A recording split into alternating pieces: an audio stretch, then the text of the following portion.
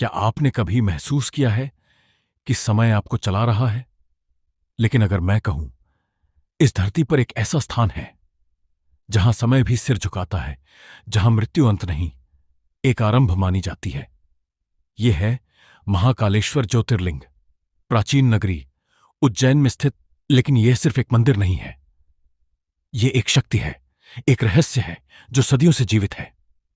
कहते हैं जब उज्जैन पर अत्याचार बढ़ गया था, जब भय ने लोगों की सांसें छीन ली थीं, तब भक्तों की पुकार सुनकर धरती कांपी थी और प्रकट हुए भगवान शिव महाकाल रूप में।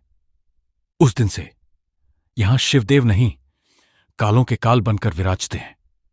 हर सुबह जब पूरी दुनिया नींद में होती है, तभी यहां कुछ ऐसा होता है जो रोंगटे खड़े कर देता है। भोर के अंधेरे में महाकाल की भस्म आरती होती है, ताजी चिता की भस्म से आरती।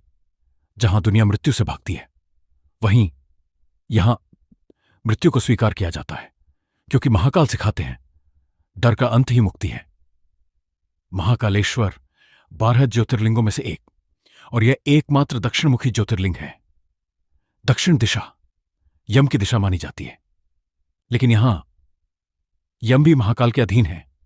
क्या यही कारण है कि यहां आने वाला हर व्यक्ति एक अलग ऊर्जा, एक अलग शांति महसूस करता है? उज्जैन सिर्फ एक धार्मिक नगरी नहीं, कभी यह भारत का समय केंद्र था। यहीं से काल की गणना की जाती थी। क्या यह संयोग है कि काल की नगरी में महाकाल विराजते हैं, या फिर यह सब पहले से रचा गया एक रहस्य है? हजारों लोग कहते हैं कि यहां आकर उनकी किस्मत बदल गई। कुछ ने संकट से मुक्ति पाई, कुछ ने असंभव को संभव होते देखा। लेकिन सबसे बड़ा चमत्कार डर का खत्म होना। जब आप महाकाल के सामने खड़े होते हैं, तो समझ आता है जिससे आप डरते थे वह भी उनके अधीन है।